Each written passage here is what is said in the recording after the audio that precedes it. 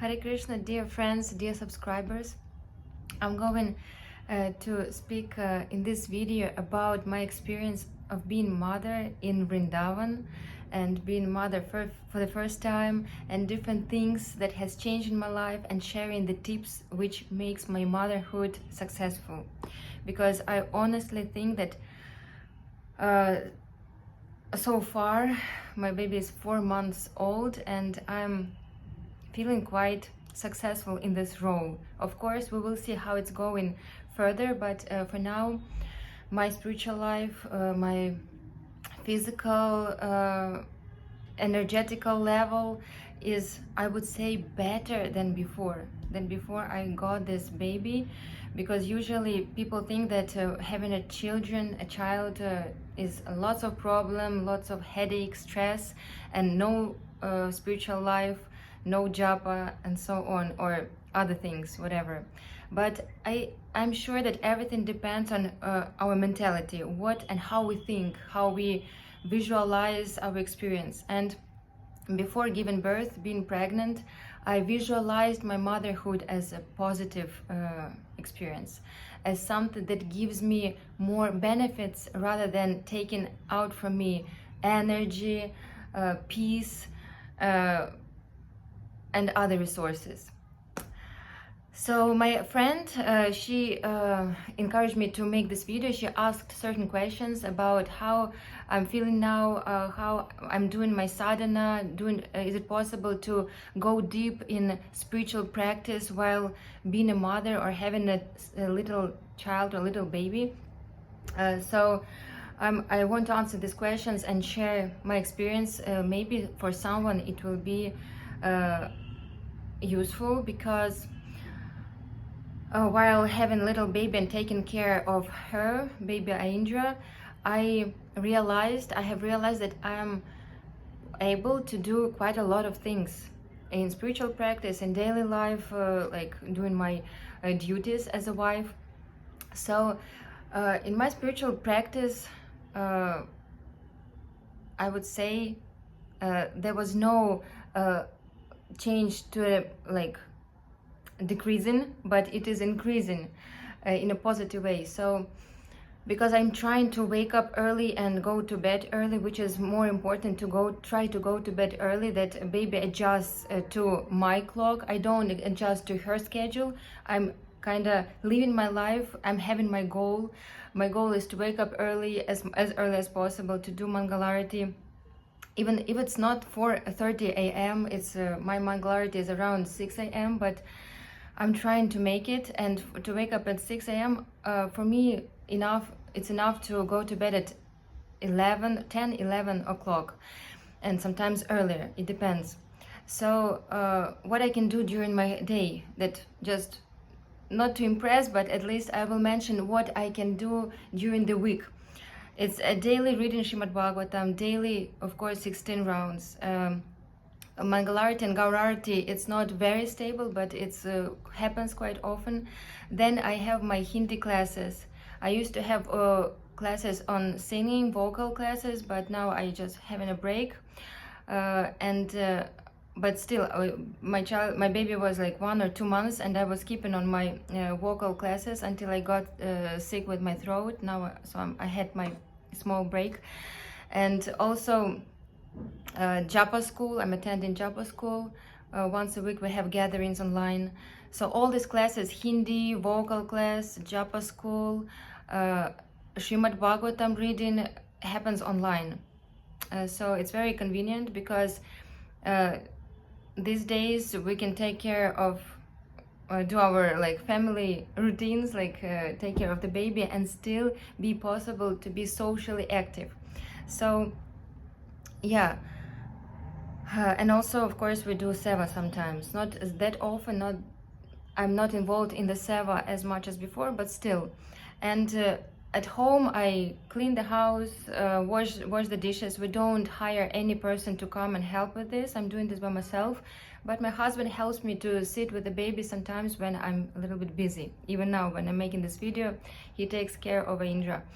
So of course, the help of the spouse or some relative is really must have for a young or like mother or any mother, because if just stay with the baby alone, I think it's quite stressful and difficult. But if there is at least one person who can help from time to time, it's wonderful.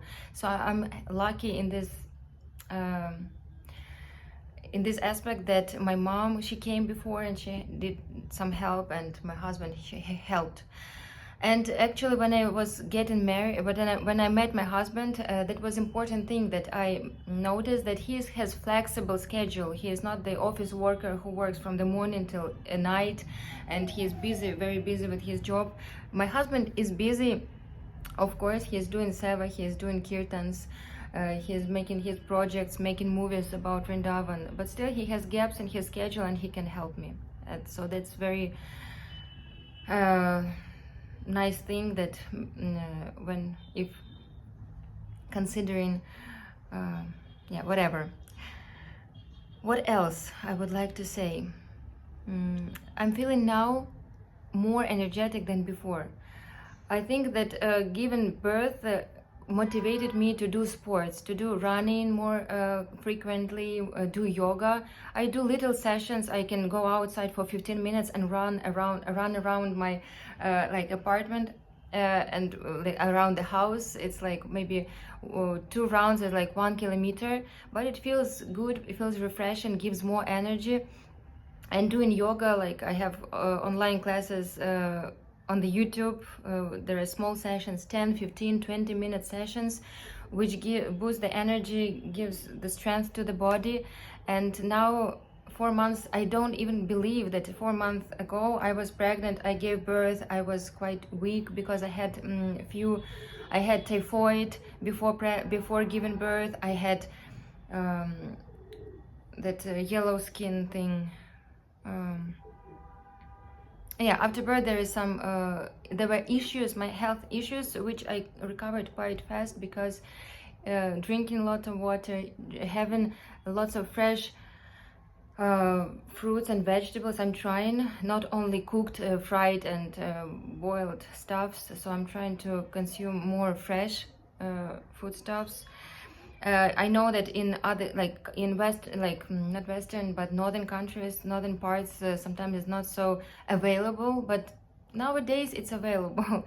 Fresh vegetables and fruits, just it's up to the diet decision on what we put inside of our body, which is like a vehicle, and it either under the influence of tamas or rajas or sattva. So I really feel advantage of doing things, consuming things, getting in touch with those things that promote the mode of goodness. But mode of goodness, of course, is not our goal. Goal is Kṛṣṇa bhakti, Kṛṣṇa prem, which is beyond mode of goodness. And that's why I'm trying to do as much as possible of those activities which are connected with Kṛṣṇa. As I mentioned, it's Srimad Bhagavatam, we do kirtans, and it's all goes along with our little baby, because while feeding her I can study something, I can even sing. It's not that convenient, but you adjust, but one can adjust if there is a goal to do something for Kṛṣṇa nicely. And Indra Prabhu used to say in one of his interviews, I recently got in touch with this interview, that whatever we do, even if we do business or any other daily matter, if we try to do it perfectly, do it nicely, then Kṛṣṇa is satisfied. Yeah, he mentioned music. That's why his kirtans were so elaborate, so sophisticated and beautiful, because he tried to make his seva really of a good quality. So that's the purpose why I'm taking these vocal classes. I'm not that good at singing, but I'm trying to improve. Hindi I would like to use for preaching in the future. Now I don't speak much in Hindi on the channel, because it's just like for show off. I don't see that I need it, but maybe in few years. Now we do translations of Bhagavad Gita with my teacher, and we are going to study for like couple more years ahead, hopefully, and then probably I can give a simple lecture on Bhagavad Gita in Hindi. We will see. I don't know what's gonna happen with this, but I would like to use Hindi in preaching to in India. But unfortunately, South Indian people, they speak other languages, but at least some part of the population will understand. What else? Yeah, very important thing. I know that many women, they while being pregnant, while having a baby, I can assume that people make excuses like, oh, I'm pregnant, that's why I have to eat twice more. I'm just gave a baby, I have lots of like energy given to this baby, that's why my spiritual life is like, it will wait. So my rule, like one of my first rules, important rules, is that don't make excuses. So now I didn't do much efforts on like losing weight, but I'm having the same body fit, the same size as before, not because this is my genetics, only because I control what I eat, amount of my I don't make excuses that if I'm feeding my baby, then I have to overeat or do something excessively, like sleep late, like till 9 a.m. Still, I'm sometimes in the morning I'm sleepy, but I wake up. But I know that during the daytime, mother can always take a nap with a baby, and this is the very important thing, to take naps during the day with a baby and feeling more energetic, relaxed, and having positive thinking. Yeah, positive thinking is very, very important, because before I got the news that I'm pregnant and I will have a baby, I had lots of fears. I was really afraid to have children, because I thought it's too much of responsibility. It will be an obstacle for my spiritual practice, for my japa, for my seva, parikramas, and so on. And of course, that was a fear of some other things, like whether this baby be healthy, or like how we how our relationship will be with this new soul person. So I was quite scared of this experience. So I was postponing this motherhood thing, like postponing and postponing until I was like 34 years old, and I thought like, now I have to decide whether I'm gonna have children or not, and realize like, so I got the blessings from my spiritual master, and I did some practices on getting rid of the fears. And first of all, how we can get rid of the fears is just to admit that I have this certain fear. And what I did, first of all, I recorded my voice, my confession, because of course we can pray. Prayer is the best therapy. So in a prayer to Kṛṣṇa, or in recording the voice, we can confess, open the heart, what I'm really afraid of, or of course to the our spouse, our close friend, family member, what I'm really afraid of, and what are the worst thing that may happen if something happens. So I was working on my fears, sharing them with some people, with my phone, while recording these audios in a prayer to Kṛṣṇa, and eventually the fears just disappeared, and the last drop of my fearlessness was the blessing of the Guru Maharaj. So I felt like if the Guru Maharaj is blessing me, so I might go through this experience and give birth and learn something more, because being a mother is more about the qualities which are necessary in the spiritual practice. They are patience, being more patient, being more less selfish, less egoistic, because while not having children, you can just focus on yourself, but being a mother means that you do sacrifice And I cannot say that my life became too much of sacrifice, because maybe because I'm lucky so far. Like baby Indra is just 4 months old, and she is quite peaceful. And I think that part of this peacefulness is my mental and emotional state. Before, yeah, when I was pregnant, I searched for a course, and I found the hypnobirth course. I wanted to know the theoretical part of how to give birth in a natural way, in a positive way, I took this course hypnobirth, and later on I took the course hypnomom means how to deal with stresses. And we got not only theoretical things on how the different things stages happen while delivery, or while later on while being a mother, how we have to deal with the relationship with our family members, with our own self, with our own stresses, with the baby when she or he cries.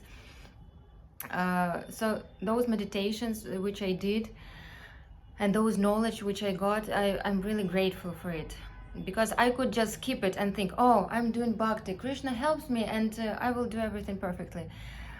Of course, Krishna helps and Krishna gives intelligence, but also our endeavors are very important. So I spend energy and time like studying, listening certain things, practicing meditations. And during the pregnancy, even though some stressful situations sometimes happened, I still stayed quite peaceful. And I know that my endeavors, they have now the result that Indra Dasi is so helping me, so I can attend kirtan, I can attend lecture, do some other things, and just of course hold her, give her some attention and love, but still I can listen, I can chant, I can read. Of course, I'm holding her and I'm reading, I'm doing other things. And even I asked for seva, translation seva. I'm doing translation of Indra Prabhu's interview now, and that Prabhu who gave me the seva, he was surprised. Wow, you gave birth, and how it's possible? Usually people are more stressed and more busy, and of course I'm more busy. It's not like but because we can take advantage of the situation we are in. And when I'm staying on my sofa or on the bed, sitting or laying down, I can use this time for more reading more, listening more, meditating. I can turn on some meditation and just practice my conscious state of being, because the result of our actions depends on how conscious we are about what we are doing, how we are doing. So I think that the work that I've done during this pregnancy time, of course before pregnancy, and now, reflects on the state of Indra, of my baby. So the main point I would like to sum up is that trying to go to bed early, trying to wake up early, doing regular meditations, and certain negative emotions that come, there is certain techniques how to deal with negative emotions, just to not to pile them up inside and have stress and have some body problems, health problems, because our health problems is the reflection of our mental, some mental issues, emotional issues. So timely get rid of negative emotions, which is a natural part of our life, my life. I have negative emotions sometimes, but I let them go, I process them and let them go. So I'm staying relaxed, body feels good after doing yoga, running. I had at the beginning, they were not so easy to keep only breastfeeding. I add some this, like it was half breastfeeding and also feeding from the bottle, but with time we got rid of this bottle, and now it's purely breastfeeding, but it took time to get to know the process. First it was not so convenient, it was inconvenient, it was painful, stressful sometimes, but if we have the goal to give the baby the best things possible in material way, in spiritual way, and mother's milk is very important for the development in different senses. So I heard that many women these days, probably not in India but on the West, they give up breastfeeding because they're busy with jobs and their own stuffs. They don't want to lose their shape. That's why they don't do breastfeeding. But I think that if we take everything, if you want to take care of her body, like doing sports, apply some oils, then body is also can still be fit. And if we're taking care of the diet, also important. My speech is a little bit chaotic because I didn't make plan, but there are quite many things to mention, to say. Maybe if someone has certain specific questions, you can write it down and I can answer it separately. But following the questions of my friend, she lives in Germany, and she recently visited Vrindavan and got initiated by the guru, and she also asked, how is it possible to raise your child in Vrindavan? It seems like it's hard or impossible even. It's like my interpretation what she asked, but yeah, how it's possible to raise a child in Vrindavan? Honestly speaking, I cannot imagine raising my child anywhere else. In Vrindavan, of course, most of the time I stay at home, but even staying at home in Vrindavan, I can see the Vrindavan land. I can see Vrindavan cows passing by my window. I can hear the peacock sound and the sound of the birds, and it makes the special feeling that I'm at Krishna's land. And when I'm at Krishna's lands, I feel even more protected. With the holy name, we can be protected anywhere, but here on the land of Raja, I feel even more protected. And when I feel protected and peaceful, automatically my child also feels this protection and peace, that I'm sometimes really amazed. How come she's so peaceful? I don't want to, say good things, and you might think, oh, so lucky, and be envious, and who knows? Later on we will see how she behaves, what kind of devoted person she will become. But for now, I can say that until I'm keeping my peace of mind, my focus on Krishna bhakti, on trying to do some service to devotees and Krishna in order to please them, even though it's far from perfection, honestly. It's far from perfection, but still the endeavor is there. So, yeah. How is possible to raise the child in Vrindavan? First of all, of course, what is necessary is... But my question, how it's possible to raise a child in a big city? The smoke, the air is not so clean, lots of noise also. Here in Vrindavan, we don't... I don't feel much difference. So if the question was more specific, like certain things, because maybe the condition of life, like most of the people who come to Vrindavan, they stay in a very, very simple rooms without certain comforts. And of course, even with less comforts, children are raising here. We can see that many children are walking the streets, but they are like Prajavasis, and they are really adapted to the severe conditions of this very hot summer, cold winter. But what we can do, of course, when the baby is very young, very small, we can, when it's too cold, we can go outside to the warm place. in this winter when Indra was 2 months old, we went to Bangalore and stayed there for 1 month because the climate is better. One of the subscribers invited us, so we happily accepted his invitation. And in winter, in summer when it's too hot, of course, if you're in AC room, like still you can stay, and morning time, early morning, evening time, we can go out. As I remember, last summer we didn't go anywhere, and the whole summer, even though it's like 45, 47 degrees Celsius, really hot, in the mornings and evenings we did seva, we went outside. I was pregnant, like 6 months, and we went to feed children, Vrajavasis.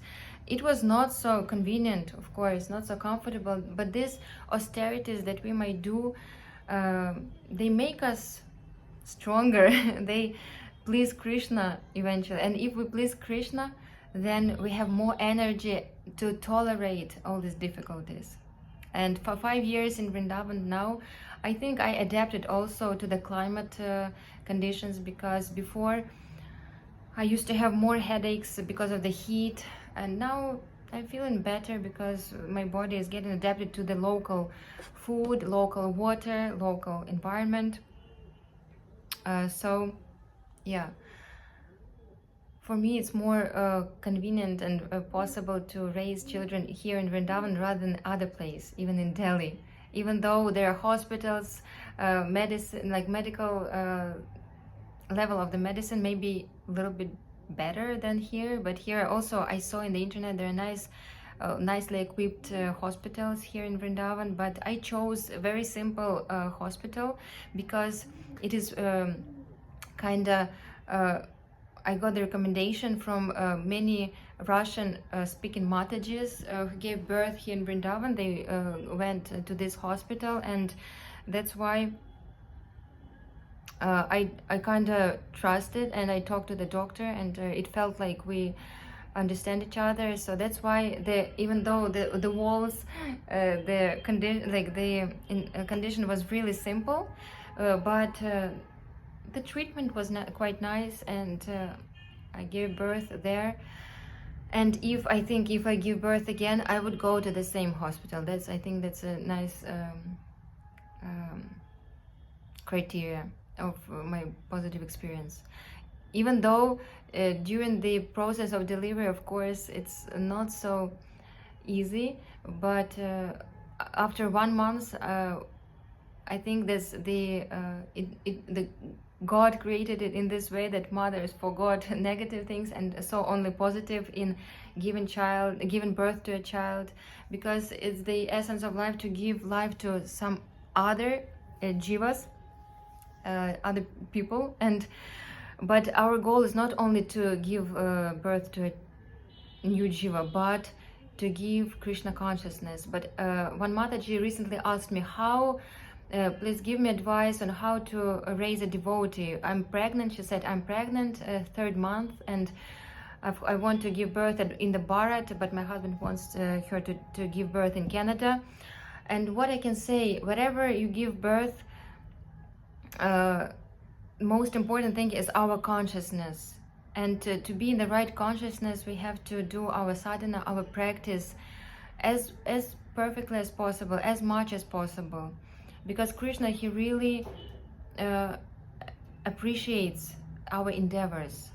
Because what we can do, like without like specific efforts, is like not going outside of the comfort zone. For example, for me, it's not a problem to chant 16 rounds or like do something, but what I can do more than that, trying to be more focused on in chanting, to make it more of better quality, or chant more rounds, or do aratis, read more Bhagavatam and read more lectures, do more seva. Those sacrifices we do, those attempts we do, Krishna really appreciates. And the baby, the child who is growing, he or she will see the example. The best teaching is the example, for sure.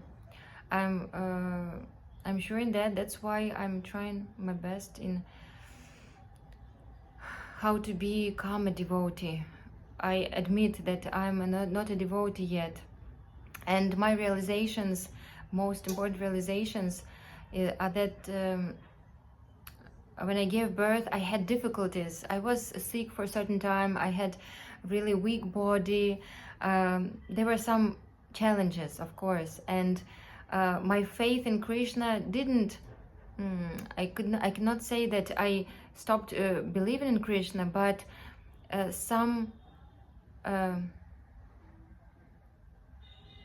but my faith, let's say not faith, but something, my focusing on one goal of achieving Krishna Prema was a little bit shaken, but it was shaken. My japa became not so focused, not so of a good quality. I listened to the lectures not so frequently, so I had some problems. I realized I'm not satisfied with my inner state, with my attitude to Krishna. I'm not satisfied, and this is the question of sincerity. I started to ask questions to myself. What's going on? Maybe I offended someone, because of the apparatus we sometimes lose our positions in spiritual practice. Positions means like losing faith, losing focus, losing association, and so on. So in my case, what I realized that probably it was not some apparata, because I'm trying not to criticize devotees, not to criticize anyone, but in my case I didn't put enough efforts. I just was in the comfort zone, doing my japa, my 16 rounds, doing this, like what is convenient for me, but trying to do more, trying to do better is what gives like true spiritual experience, the presence, feeling of the presence of Krishna, on this contact with Krishna through the holy name, is when we like trying to do more. So these days, when I realized that, and my japa school meetings and association helped me to realize that. So since then, for last maybe few weeks, I'm trying to put more efforts, to be more focused while doing japa, to listen more, because in our life we have different things we listen. Sometimes we watch some drama or movie, or we listen to some psychological lecture, and it still may be present in our life, but it should not exceed what we listen about bhakti. So I increased listening bhakti and decreased listening some other things, and I feel more spiritually strong. So yeah, get in touch with transcendental energies is crucial in life of any devotee, in the life of a mother who want to raise a devotee, also who want to her child to become a devotee of Krishna, of who is your Ishtadev, I don't know. So this is how it worked in my situation. I don't want to make this video too long. Yeah, so I would just give an advice not to make excuses on our situation. Or I'm sick, that's why I'm not gonna do this, or I'm pregnant, or I'm having a baby, or this or that, bad weather, not good mood. If we try to overcome this difficulty, then Krishna gives abundance of energy, abundance of positivity, abundance of love in the heart. And with this love, you and everyone around you can be warmed. And first of all, if we speak about motherhood, the baby who is growing will get enough love, enough care. He will adopt with the milk maybe spiritual inclinations, and also peace of mind, because if the mind is restless, it's very difficult to practice. So if you have any other extra questions, you're welcome to ask, and if I can answer, I will do. So Katerina from Germany, thank you so much for asking the question, because it really inspired me to make this video, which I didn't do for a long time, answering the questions. And this playlist with questions and answers, I think we will develop and make more videos. Hare Krishna, be blessed, chant Hare Krishna and be happy.